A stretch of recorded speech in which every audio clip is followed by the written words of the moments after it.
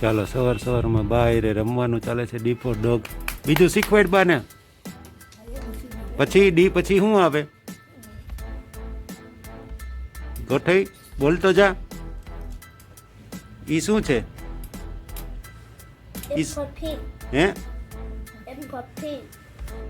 F four fig. ઈ ક્યાં જા હે? E for elephant. હા મૂકી દે. ચાલો બા ને વેદુ તો બહાર ગયા છે એક જગ્યાએ નિવેદમાં, એટલે ભાઈ ગઈઢા બહાર રમે છે અને આપણે આપણી ડ્યુટી ઉપર લાગી જઈ. ચાલો બાળક રેડી થઈ ગયો છે મારી જેમ, અને હું થોડો ઘણો તો તૈયાર થઈ ગયો છું. જવાનું છે એક જગ્યાએ જમવા નિવેદમાં, તો અત્યારે જાય છીએ હમણાં થોડી વાર પછી.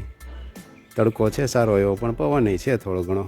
તો આવું છે બધાને. જય શ્રી કૃષ્ણ, જય માતાજી અને જય સ્વામિનારાયણ. ફરી પાછું આજના દિવસના વિડીયોમાં બધાનું સ્વાગત છે. બરાબર ને શિવું? એ શિવું આપણે જવું છે? આપણે જવું છે કે નથી જવું? મને કહેતો ખરા. મારા ભેગું તારે આવું છે? એ ફૂલ નથી તોડવા તો હું નહીં લઈ જાઉં, અત્યારે ન તોડાય. હાલો. તો આ ચેનલ ઉપર આપણે ઘણા સંતોના, સાધુ સંતોના પ્રવચનના વિડીયો પણ અમુક જોવા મળે, કારણ કે ઘણા સબસ્ક્રાઈબર એને લીધેથી છે ને એમને એમાં રસ હોય એટલે એ હોય. પ્લસ અરે વાહ, વેરી ગુડ. આ વાત પૂરી નહીં કરવા દે એવું લાગે છે. લાય સૂંઘાડું, લાય સૂંઘી લઉં.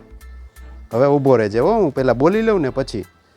અને હમણાં જ જે નવા સબસ્ક્રાઈબર જોડાણા છે એ બધા અક્ષર મંદિરના પરિસરમાં જે આરતી ને બધું કળશ યાત્રા ને મહાપૂજા થતી હોય એ બધા ઉત્સુકતાથી નિહાળતા હોય ને શેર કરતા હોય, એટલા માટે એના વિડીયો પણ આ ચેનલ ઉપર મૂકવામાં આવે છે. અને બીજું મારું રૂટીન, જે મેં ચાલુ કરી ચેનલ ત્યારથી રૂટીન થોડું ઘણું બતાવતો હોય તો એને રિલેટેડ વિડીયો હોય. અને ત્રીજા શોર્ટ્સ આવતા હોય. ઘણા સબસ્ક્રાઈબર એવા છે કે જેમને જોક્સ કે પછી કોઈ આવી વાત હોય જે મજા આવે એવી, સારી એવી, તો આ રીતનું કન્ટેન્ટ અલગ પ્રકારનું જોવા મળતું હોય.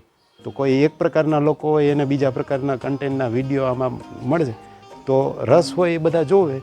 ઘણાને રસ ડેલી રૂટીનવાળા છે, ઘણા સાધુ સંતોના પ્રવચનવાળા છે, અને ઘણા પછી અક્ષર મંદિર પરિસરના જે કંઈ વિડીયો મૂકું છું એના છે. તો જેને જે લાગુ પડતું હોય એ બધું જોઈ લેવું. પણ એકંદરે ફેમિલી એન્ટરટેનમેન્ટ થઈ શકે ને બધા સાથે બેસીને જોઈ શકે એ પ્રકારના વિડીયો બધા મૂકતો રહેતો હોઉં છું. તો આ મેં થોડીક વાત કરી દીધી. ઘણા બધા નવા સબસ્ક્રાઈબર જે જોડાણા હોય એમને કદાચ ખ્યાલ ન હોય, જૂનાઓને તો ખબર જ છે, ઘણા ટાઈમથી જોડાયેલા હોય એ બધાને. ચાલો તો હવે આગળ વધશું. જમવા જવાનું છે, પહેલાં પેટ પૂજા કરી લઈએ, તો ત્યાં જઈ આવીએ. ને ત્યાં કંઈ બતાવવા જેવું હોય છે તો બતાવશું, નકર પાછા બપોર પછીનું રવિવારનું શિડ્યુલ તમને બતાવશું. એક્સ્ટ્રીમ હાઈટ ઓફ જુગાડ.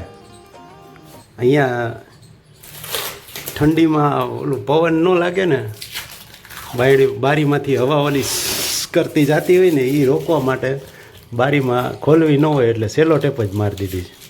બધી જે સાંધા હોય ને તિરાડી બધી પેક થઈ જાય એટલા માટે. ગુજરાતી રોક્સ ભાઈ, ન હોય એવા જુગાડ ન્યા ન હોય એવી જગ્યાએ કાઢી લે. ઠંડીને રોકવા માટે બારીમાં વચ્ચેથી જગ્યામાંથી હવા જતી હોય એ રોકવા માટે સેલો ટેપ મારેલી છે. ખોલું. અહીંયા મને એમ છે છરી મારવી જોશે, અમુક જગ્યાએ ચોંટી ગઈ છે ને એવી રીતે.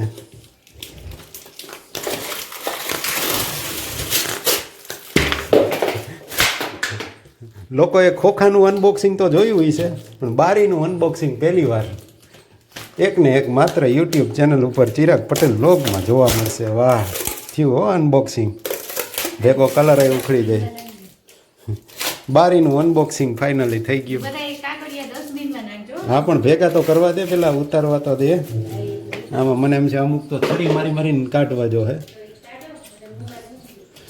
મોબાઈલ મૂકવાની મજા ન આવે ને તો પછી કામ કરવાની. આપણે આપણું માઇક ચાલુ રાખવું હોય બોલવાનું. ચાલો તો આવું છે. અત્યારે જમવાનું હતું ત્યાંથી જમી એવા છે. પેટ પૂજા કરી લીધી વ્યવસ્થિત. લાડવા ખાઈ એવા, ભજીયા ખાઈ એવા, અને હવે આ બધું થોડું ઘણું હેલ્પિંગ હેન્ડ કરી થઈએ છીએ. બારી ખુલે તો સારી વાત છે. અહીંથી એમાં લાગી ગયું છે. છરી લીધા વગર ખુલી શકશે? નખે ટૂંકા થઈ ગયા, નકર તો ખુલી જાય. છરી લેવી જ પડશે, નહીં મેળ આવે. ચાલો છરી લઈને મથી લઈ થોડુંક. ચાલો વેદુબેન પ્લેટફોર્મ ઉપર બેઠા બેઠા કંઈક હલાવે છે. શું એ છે એમાં? વેદુબેન કેવું શરબત બનાવો છો? લીંબુ શરબત?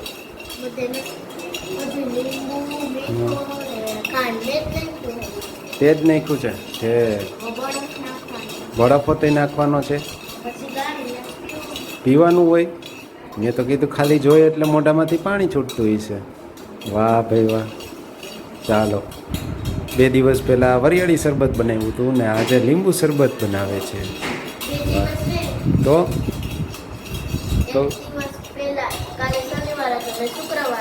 શુક્રવારે બનાવ્યું હતું. બરાબર.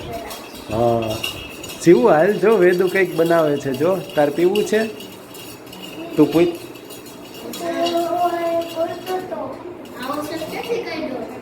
જો આજે ભાઈએ જોઈ નહોતી ને ઉઠી ત્યારનો, એ શિવ ઉઠ્યો ને ત્યારનો દીદી નહોતી, બા ભેગી ગામત્રે ગઈ હતી.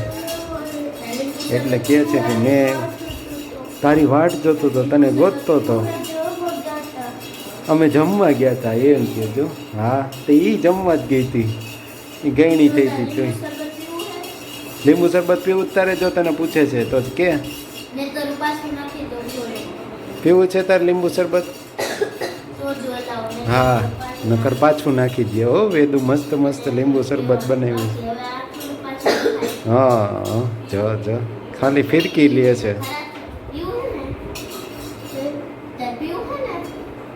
નથી બનાવવું? નથી પીવું? તાર દીદી તીતી બનાવે છે, તાર દીદી તોય નથી પીવું. જો મૂકી દીધું હો સાઈડમાં, સાઈડમાં મૂકી દીધું. હવે નહીં બનાવે. નખરા કરતી. ચાલો આજે વેદુબેનને 200 સત્સંગ દીક્ષાના શ્લોક પૂરા થઈ ગયા છે મુખપાઠમાં, એટલે એનું સન્માન કરવાનું છે. એટલે સાથે સાથે હું પણ આવ્યો છું. વાલીઓ સાથે બોલાવેલા છે એટલે રવિ સભામાં આજે મને પણ ચાન્સ મળી ગયો મળવાનો. એ રહ્યો ગેટ જો આ સબસ્ટેશનની આગળ. તો અંદર જઈને સભાનું બધું બતાવશું, થોડું ઘણું માહોલ તમારી સાથે શેર કરશું. કોઈ સંદેશો આપવો છે ત્યારે એમણે વાત કરી કે તમે બધા ખાસ સંપીને રહેજો અને ભગવાનની ભક્તિ કરજો. આટલી વાત કરી, બધા ત્યાં દૂર કરી અને થોડા સમય બાદ આ ભરતભાઈના પિતાશ્રી ધામ. તો વર્તમાન કાળે પણ આપણને જે મહંત સ્વામી મહારાજની પ્રાપ્તિ થઈ છે એ આપણું કલ્યાણ કરી શકે એવા સમર્થ સંત આપણને મળ્યા છે. આજે મહંત સ્વામી મહારાજના દર્શન કરતા અનેક હરિભક્તોને કલ્યાણની પ્રતીતિ આવે છે કે આપણને જે ભગવાન મળ્યા છે એ ખરેખર આપણને ધામમાં લઈ જશે. જે નિષ્કુળાનંદ સ્વામીએ વાત કરી, મહારાજે પણ જે બધાને વાત કરી એને જ નોંધતા નિષ્કુળાનંદ સ્વામીએ લખ્યું, મહારાજનને અંતકારે જરૂર મારે આવવું, બિરુદ મારું એના બદલે તે સર્વે જનને જણાવવું.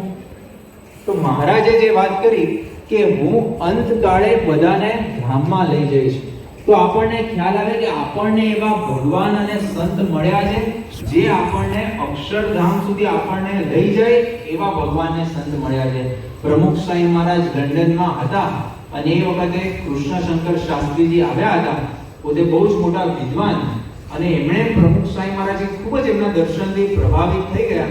એમણે વાત કરી કે તમને ધન દેનારા મળશે, બીજું બધું દેનારા મળશે, પરંતુ તમારો હાથ પકડીને અક્ષરધામમાં લઈ જાય એવા પ્રમુખ સ્વામી મહારાજ સિવાય બીજા આપણને તમને કોઈ નહીં મળે. તો ખરેખર આપણે અત્યંત ભાગ્યશાળી છીએ કે આપણને આવા ભગવાનને સંત મળ્યા છે. આજ ગોંડલ સ્થાનેથી, આજ સભા મંડપમાંથી મહંત સ્વામી મહારાજે આપણને આજ્ઞા કરેલી કે આપણે નિયમિતપણે 15 મિનિટ પ્રાપ્તિનો વિચાર કરો. શા માટે મહંત સ્વામી મહારાજે આપણને આ આજ્ઞા કરી હતી? કારણ કે આપણા જેટલા બધા પ્રશ્નો છે એને જો એક બાજુ રાખીએ અને જે અનંત જન્મોથી આપણું જે કલ્યાણ નથી થયું જે મોક્ષ આપણને પ્રાપ્ત નથી થયો એવા ભગવાનને સંત જે આપણો મોક્ષ કરી શકે એ આપણને આ જન્મમાં મળી ગયા છે.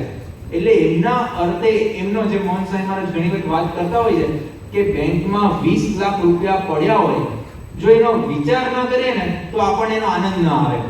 એમ આપણને જે આ ભગવાનને સંત મળ્યા છે એનો જો આપણે વિચાર નહીં કરીએ તો આપણને એનો આનંદ નહીં આવે. એનો આપણે જેટલો વિચાર કરશું એટલો આપણે આનંદમાં રહીશું, સુખી રહીશું. આપણા સુખની ચિંતા પરમ પૂજ્ય મોહન સાંઈ મહારાજને જે એટલે એમણે આજ્ઞા કરી કે આપણે નિયમિતપણે આ પ્રાપ્તિનો વિચાર કરવો. મોહન સાંઈ મહારાજ ઘણી વખત દ્રષ્ટાંત આપતા કે ગલ્ફ કન્ટ્રીઝમાં એટલે કે આરબ દેશોમાં એક નાદિર ખાન કરીને એક નસીદ ખાન કરીને એક ખૂબ જ મોટા રાજા થઈ ગયા. એ નસીદ ખાનના મહેલમાં એક વખત એક વ્યક્તિ આવ્યો અને એમણે વાત કરી. દ્વારપાલે એને રોક્યા અને પૂછ્યું કે તમારે કોને મળવું છે? તો એમણે વાત કરી મારા નસીદ ખાનને મળવું છે. તો એમણે કીધું તમારે રાજાને મળવું છે પણ એમને ન મળે, મારે એમને પહેલા પૂછવું પડે તમારો પરિચય શું? એ વખતે એક સામાન્ય વ્યક્તિએ વાત કરી કે હું આપણા રાજ્યનો સૌથી ગરીબમાં ગરીબ વ્યક્તિ છું. એટલે પહેલા વાત કરી તમે થોડી અહીંયા રાહ જો, હું રાજાને પૂછીને આવું. એટલે પોતે રાજાને મળવા માટે ગયા. રાજાએ કીધું એમને અંદર બોલાવો. એટલે આ ભાઈ અંદર ગયા અને અંદર જઈને રાજા એને ફરી વખત પૂછ્યું તમારો પરિચય શું? એ વખતે આ ભાઈ બોલ્યા કે હું તમારા રાજ્યનો સૌથી ધનવાનમાં ધનવાન વ્યક્તિ છું. એટલે પેલા દ્વારપાલે તમે ફરી કેમ જાવ છો? તમે તો વાત કરી તો ગરીબમાં ગરીબ વ્યક્તિ છું. પછી પેલા ભાઈએ ખૂબ સરસ વાત કરી. એમણે વાત કરી કે જ્યાં સુધી મને આ નસીદ ખાન રાજાના દર્શન નતા થયા ને ત્યાં સુધી હું ગરીબમાં ગરીબ વ્યક્તિ હતો, પરંતુ મને એમના દર્શન થઈ ગયા ને એટલે મારા જેવો કોઈ ધનવાન નથી. એમ જ્યાં સુધી મોહન સાંઈ મહારાજ વાત કરતા જ્યાં સુધી આપણને પ્રમુખ સાંઈ મહારાજના દર્શન નહોતા થયા, અત્યારે મોહન સાંઈ મહારાજના દર્શન નહોતા થયા ત્યાં સુધી આપણે ગરીબમાં ગરીબ જ હતા. પરંતુ આપણને આ પ્રમુખ સાંઈ મહારાજ મોહન સાંઈ મહારાજના દર્શન થઈ ગયા. આપણા જેવું કોઈ ભાગ્યશાળી નથી. મોહન સાંઈ મહારાજે આ જ સભા મંડપમાં 2018ની સાલમાં વાત કરેલી કે અમે તમને સોનાના મહેલ તો નહીં આપ્યા, પરંતુ અમે બધાના હૃદય સોનાના કરી દઈશું. અને અહીંયા પરમ પૂજ્ય જ્ઞાનેશ્વર સ્વામી બિરાજમાન છે.